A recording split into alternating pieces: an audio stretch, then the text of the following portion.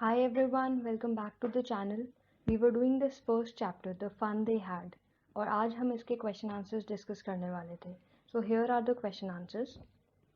First part is answer these questions in a few words or a couple of sentences each. So इसके under first question है How old are Margie and Tommy? So Margie is 11 years old and Tommy is 13 years old. Second question is What did Margie write in her diary? तो मार्जी ने अपनी diary में क्या लिखा था that today उसने लिखा था आज अब एक डेट लिखी उस दिन की जो डेट थी और फिर लिखा कि टॉमी को एक बुक मिली तो उसने लिखा था टुडे 16 या 17 में डेट थी right so today 17 May 2157 Tommy found a real book तो वो उसने वो लिखा था और उसके लिए वो उसने स्पेसिफिकली बुक के बारे में क्यों मेंशन किया because she was really amazed initially तो उसको बुक देखकर बहुत अजीब लगा बहुत स्ट्रेंज लगी बुक बट बाद में जब उसने जाना कि बुक में स्कूल के बारे में है और बच्चों के बारे में है जो स्कूल जाया करते थे उनकी तरह घर में वर्चुअल क्लासेस नहीं थी उनके पास तो उसको बहुत अच्छा लगा सो इसलिए उसने लिखा उस दिन कि Tommy found a real book. Now third question is had Margie ever seen a book before? Of course not. She had never seen a book before. What things about the book did she find strange? अब book के बारे में उसको क्या strange लगा firstly that the pages of the book had turned yellow and crinkly crinkly मतलब wrinkles थे wrinkles हो गए थे उस बुक के पेजेस में so it had turned yellow and crinkly secondly the text of the textbook was not moving at all the words were still and they were not moving the way it used to move in Margie's telebooks. And one thing that she found strange the most was that even when she turned back to the previous page तो वहाँ पे जो words थे that they had read for the first time they were still there they had not the words had not vanished क्योंकि उनकी टेलीबुक्स में क्या होता था कि जैसे जैसे वो वर्ड्स को पढ़ते रहते थे वो वैनिश हो जाते थे डिसअपियर हो जाते थे बट इस बुक में जो रियल बुक थी उसमें वर्ड्स स्टिल थे और जो उन्होंने फर्स्ट टाइम पिछले पेज में पढ़े थे वो वर्ड्स अभी तक वही थे तो वो डिसअपियर नहीं हो रहे थे so these are the things that Margie found strange about the book. What do you think a telebuck is? Now what's a telebook? अब जैसे बुक होती है वैसे ही टेली बुक हो गई जिसको हम टेलीविजन स्क्रीन पे पढ़ते हैं सो इट इज़ मोर और less it's a book only but it is not in printed paper it is not printed on a paper this book telebook is a book which is seen on a television screen so that is a telebook. Where was Margie's school? Did she have any classmates? Now Margie's school was in her home itself. It was one room which was called schoolroom which was just next to her bedroom. And no, she did not have any classmates. What subjects did Margie and Tommy learn? So Margie learned geography and mathematics whereas Tommy learned history and mathematics. अब ये हमें कैसे पता चलता है क्योंकि मार्जी का जो ज्योग्राफी का मैकेनिकल टीचर था वो इट हैड सम ट्रबल जिसकी वजह से क्या हो रहा था कि बार बार टेस्ट टेस्ट टेस्ट टेस्ट ऐसे आ रहे थे उसकी स्क्रीन पे बार बार टेस्ट के बाद एक टेस्ट आ रहे थे एंड उसकी वजह से मार्जी की परफॉर्मेंस वाज सफरिंग तो इससे हमें पता चला कि उसको ज्योग्राफी भी था उसकी क्लास उस टाइम पे वो ज्योग्राफी भी पढ़ती थी एंड लास्ट में मैथमेटिक्स का भी बोला है कि अरिथमेटिक का क्लास था उस दिन so she probably learned geography and mathematics whereas Tommy learn history and mathematics mathematics का भी यहाँ पे मेंशन है एंड हिस्ट्री का क्यों हमें पता चला बिकॉज जब काउंटी इंस्पेक्टर आया था इस मार्जी के ज्योग्राफी मैकेनिकल टीचर को फिक्स करने तो मार्जी वॉज होपिंग कि उसको वो ठीक करने ना आता हो या ज्योग्राफी टीचर को ले जाएं मतलब मैकेनिकल टीचर को ले जाएं जिस तरह टॉमी के हिस्ट्री टीचर को एक महीने के लिए ले गए थे because it had completely blacked out तो इससे हमें पता चला कि he was learning history and maths का भी बीच में मेंशन है so that shows that Tommy was learning history and mathematics and मार्जी was learning geography and mathematics. Now second part. Answer the following with reference to the story. I wouldn't throw it away. Who says these words? So I wouldn't throw it away. अब ये words किसने बोले हैं? जब Tommy और मार्जी को book मिली और वो देख रहे थे कि उसमें जो टेक्स्ट है वो it's the words are not vanishing, the words are not disappearing, और वो वहीं पे है। तो क्या हुआ कि टॉमी मार्जी को बोलता है कि मतलब दिस इज़ सो स्ट्रेंज कि जब एक बार किसी ने ये बुक कंप्लीटली पढ़ ली है फिर तो वो उस बुक को फेंक देगा, बट हमारे जो टेलीविज़न स्क्रीन्स है, जो हमारी बुक्स हैं, उसमें तो इतनी सारी फाइल्स हैं, हमारे पास इतनी सारी बुक्स हैं और अभी भी बहुत सारी फाइल्स हम डाउनलोड कर सकते हैं। सो उसमें बहुत ज़्यादा स्टोरेज है, तो ये वाली बुक जो है इसको तो कोई फेंक देगा। So who had said these words? It was Tommy who said these words, I wouldn't throw it away, कि मैं तो नहीं फेंकूंगा।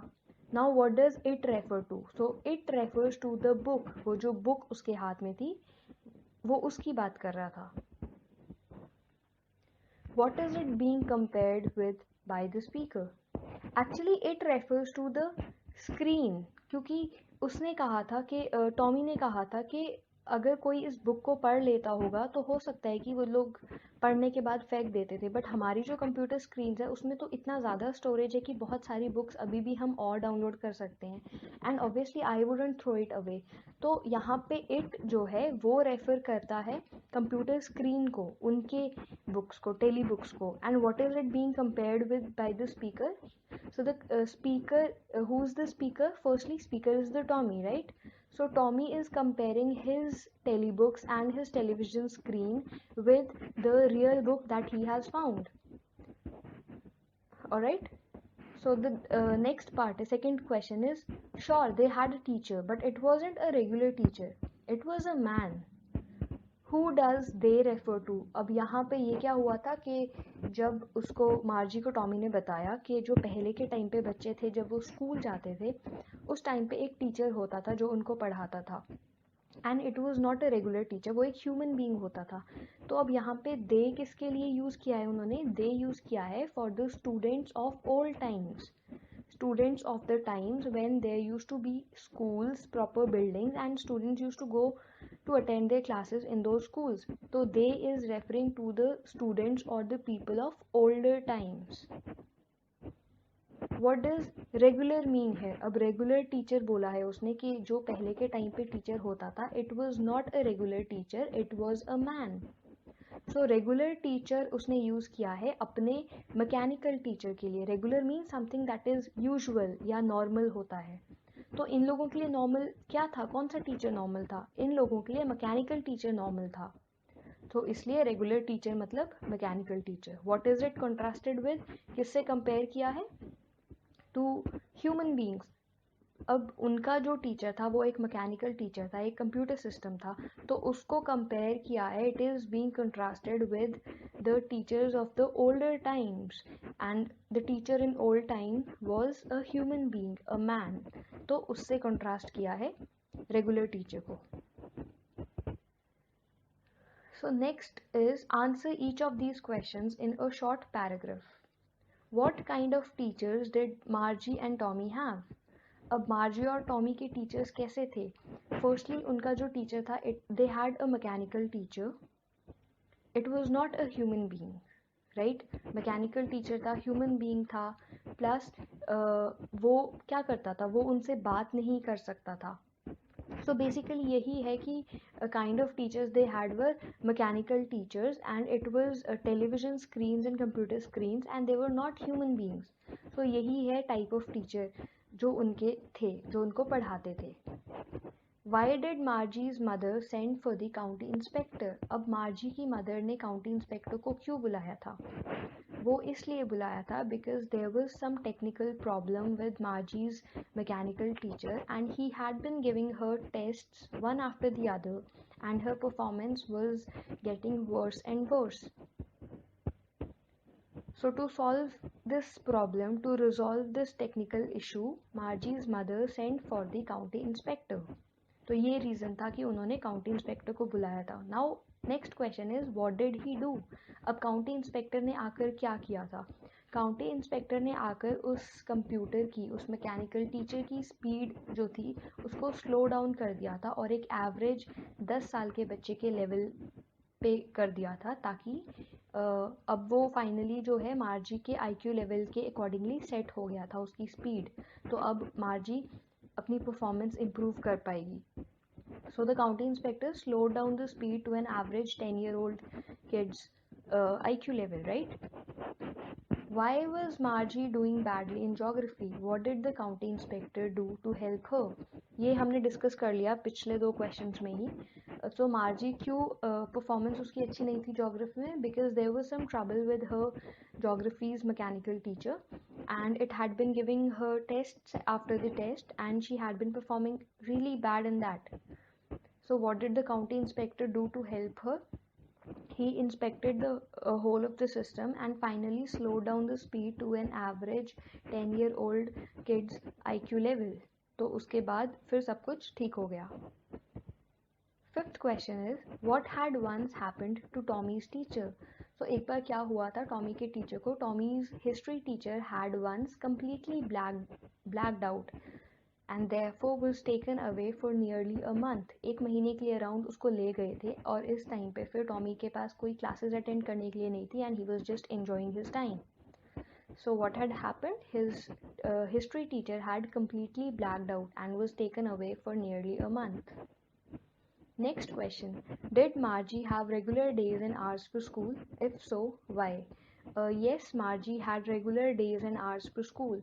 It was so because her mother, Mrs. Jones, believed and often told her that little girls who studied or who learned at regular hours performed well.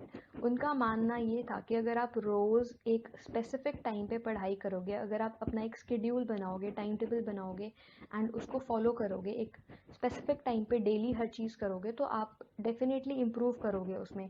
तो इसलिए except for the Saturdays and Sundays she used to have her class from Monday to Friday on the same hours every day. Now seventh question says, how does Tommy describe the old kind of school? तो अब Tommy ने पुराने type का school कैसे describe किया? उसने बताया मार्जी को that all the students used to go to school together, laughing, shouting, playing in the schoolyard. They used to sit together in one classroom according to their levels, according to their age groups. They used to study together in the same classroom. They had friends, and the best part was that the teacher was a human being. It was not a mechanical teacher. So there was a human being and they studied different subjects, and once they were done studying all the subjects, they came back home all together. So this is how he described the old kind of school. Now next question है कि how does he describe the old kind of teachers. तो पहले तो school हो गया कि school को कैसे डिस्क्राइब किया कि there used to be a specific building which was called a school which had certain rooms called classrooms and students according to their age groups were classified into different classes where they studied along with their friends, right? ये तो हो गया school का description. अब teachers को कैसे describe किया था कि there used to be a human being who came to the class, taught boys and girls and gave them certain homework and asked him questions and then gave them certain tests. So this is how he described the teachers कि teacher जो है वो एक regular teacher नहीं होता था, जैसे हमारे मैकेनिकल टीचर है वैसे मैकेनिकल टीचर नहीं होता था. There used to be a human teacher, human being होता था. तो वैसे टीचर था. तो ऐसे करके उसने टीचर को डिस्क्राइब किया.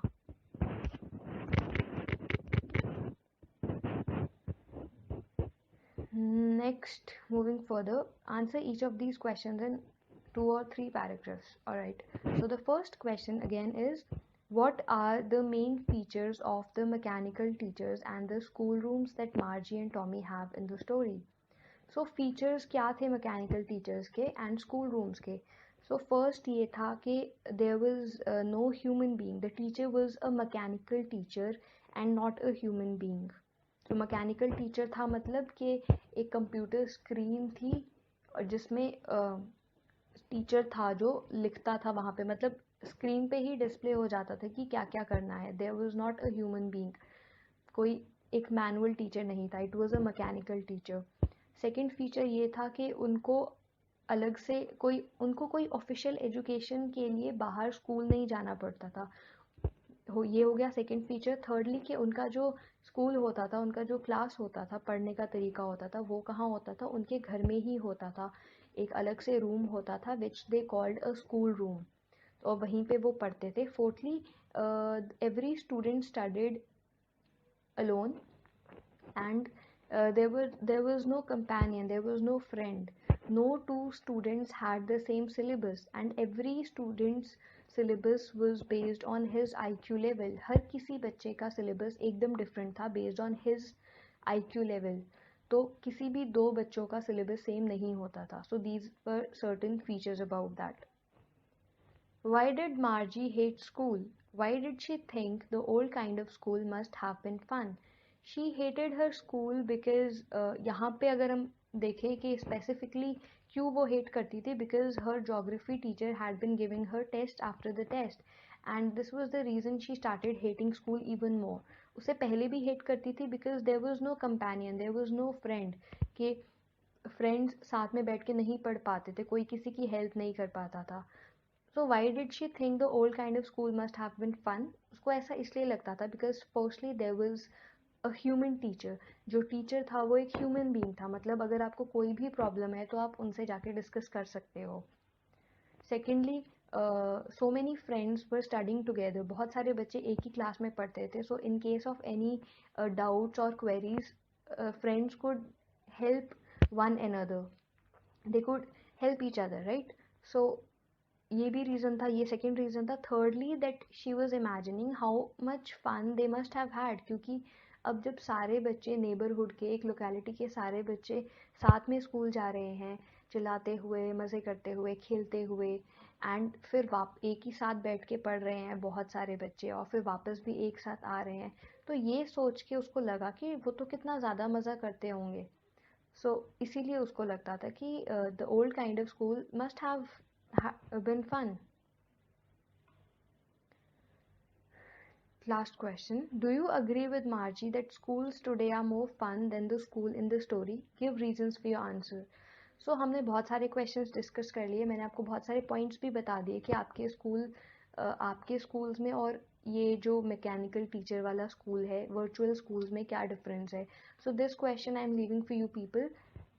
आप खुद से लिख सकते हैं कि आपको अपने स्कूल्स के बारे में पॉजिटिव पॉइंट्स क्या लगते हैं, और आपको क्यों लगता है कि जो अभी वाले स्कूल है वो बेटर हैं उन वर्चुअल स्कूल्स से जो हमने स्टोरी में पढ़ा है.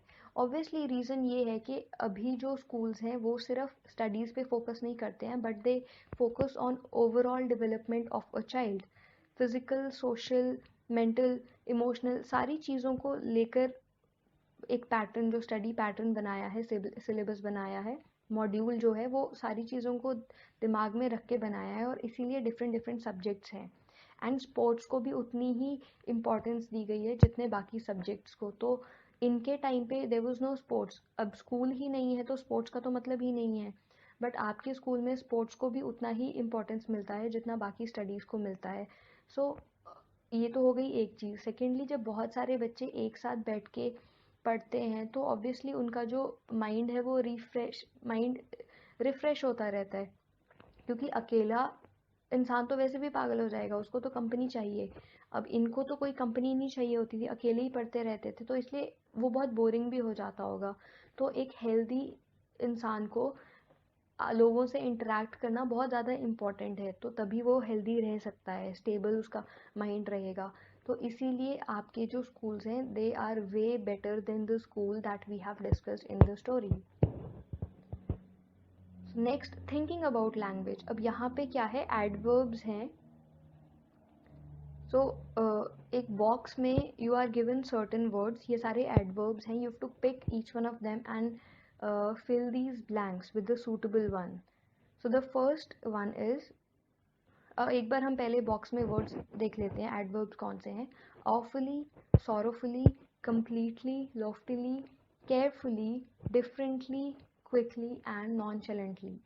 So the first one is, the report must be read dash so that performance can be improved. The report must be read carefully so that performance can be improved. At the interview, Sameer answered our questions dash shrugging his shoulders. Sameer answered our questions loftily, shrugging his shoulders. Loftily means showing arrogance. तो वो बहुत arrogantly behave कर रहा था interview में. Third, we all behave dash when we are tired or hungry. We all behave differently when we are tired or hungry. The teacher shook her head dash when Ravi lied to her. The teacher shook her head sorrowfully when Ravi lied to her. Sorrowfully मतलब दुखी होकर. I dash forgot about it. I completely forgot about it. Sixth is when I complimented Revati on her success, she just smiled dash and turned away. When I complimented Revati on her success, she just smiled nonchalantly and turned away. Nonchalantly means without giving much attention or making the other person feel as if he is worthless. सामने वाले को ऐसा feel करवाना कि you're not important at all, तो ignore कर देना. So उसने ज़रा सा smile किया and चली गई. Next is the president of the company is dash busy and will not be able to meet you. So the president of the company is the first one, awfully busy and will not be able to meet you. मतलब badly, he has been badly busy. Next is I finished my work dash so that I could go out to play. I finished my work quickly so that I could go out to play. Now in the next third question, what you have to do is make adverbs from these adjectives. First is angry. अब angry ये क्या है? ये जो सारे आपको words given हैं ये सारे adjectives हैं. What you have to do is replace the last alphabet Y with ILY and transform them into adverbs. So angry becomes angrily, happy becomes happily, merry becomes merrily, sleepy becomes sleepily, easy becomes easily, noisy becomes noisily, tidy becomes tidily, and gloomy becomes gloomily.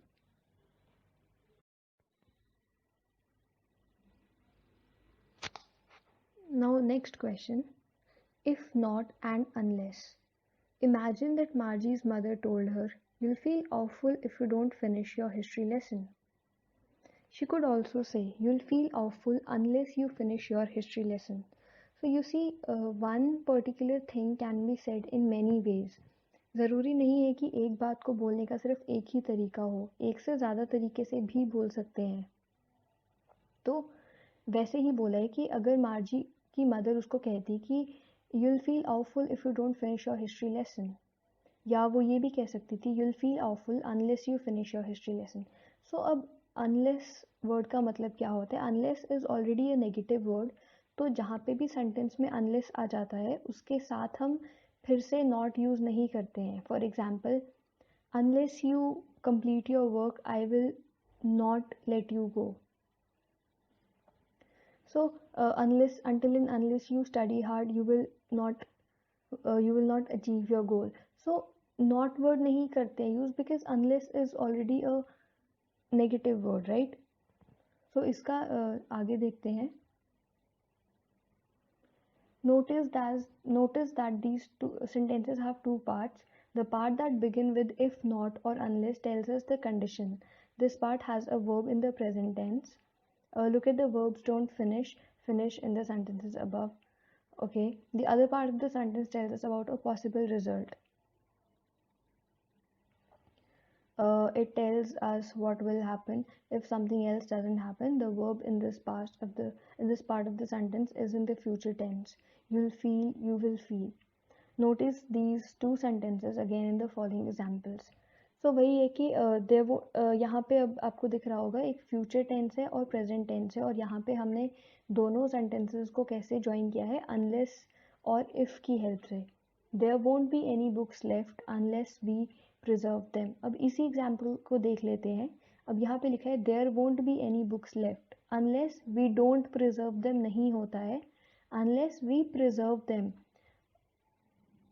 दुनिया में ज़्यादा किताबें नहीं रह जाएगी अगर हम उनको संभाल कर नहीं रखेंगे तो. सो अनलेस का मतलब ही ये होता है अगर ऐसा नहीं हुआ, तो इसलिए this itself is a negative word, और इसके साथ हम अलग से नेगेटिव वर्ड नहीं ऐड करते हैं। तो इसके साथ अनलेस के साथ हम कभी भी डोंट या नॉट नहीं यूज करते हैं। Second is you want learn your lessons if you don't study regularly. तो इफ पॉजिटिव वर्ड है, अब इफ के साथ हमने डोंट यूज किया है, अगर इसको ही हम अनलेस वाले से यूज करते तो क्या बन जाता है, you want learn your lessons unless you study regularly. जब तक तुम रेगुलरली स्टडी नहीं करोगे तुम अपने लेसन्स लर्न नहीं कर पाओगे। तो ये डिफरेंस है अनलेस में और इफ में या इफ नॉट में। Tommy will have an accident unless he drives more slowly. Tommy का एक्सीडेंट हो जाएगा अगर वो और धीरे गाड़ी नहीं चलाएगा तो, राइट। तो अब कुछ क्वेश्चंस है वो हम देख लेते हैं। Complete the following conditional sentences, use the correct form of the verb. So first one is, if I don't go to Anu's party tonight dash. If I don't go to Anu's party, so क्या है अब यहाँ पे, if I don't go to Anu's party she will get upset with me. तो अगर मैं उसकी party में आज नहीं जाऊंगी तो वो मुझसे नाराज हो जाएगी। The next is, if you don't telephone the hotel to order food dash. फिर क्या हो जाएगा, अगर तुमने होटल में टाइम पर फ़ोन नहीं कर दिया अपना फूड ऑर्डर करने के लिए तो क्या होगा, ऑब्वियसली मिस हो जाएगा। So if you don't telephone the hotel to order food you will miss your meal, क्योंकि अगर टाइम पर कॉल नहीं करोगे तो they would not take your order और फिर उसके बाद वो नहीं लेकर आएंगे तुम्हारा meal, right. So third one is, unless you promise to write back dash. Unless you promise to write back I shall keep calling you. जब तक तुम प्रॉमिस नहीं करते कि तुम मुझे रिप्लाई करोगे, I will keep calling you. So unless you promise to write back. अब यहाँ पे आप देख सकते हैं unless you promise to write back है, अनलेस यू डोंट प्रॉमिस नहीं है। Like I have already told you, unless के साथ डोंट या नॉट नहीं आता है, नेगेटिव वर्ड नहीं आता है। So next is, if she does not play any games dash. अगर वो कोई गेम नहीं खेलेगी तो क्या होगा, she will become lazy and physically unfit, right? So if she does not play any games she will become lazy and physically unfit. Now the last one is, unless that little bird flies away quickly the cat. Unless the little bird flies away quickly the cat will pounce on it. अगर वो छोटी सी चिड़िया अगर उड़ नहीं गई तो cat उस पर it will grab the bird and have it, so it will pounce on it. तो unless के साथ again we have not used not या don't यहाँ पे। so यहाँ पे चैप्टर हमारा कंप्लीट हो गया एंड इतने ही क्वेश्चन आंसर्स थे। so we have completed them, yeah.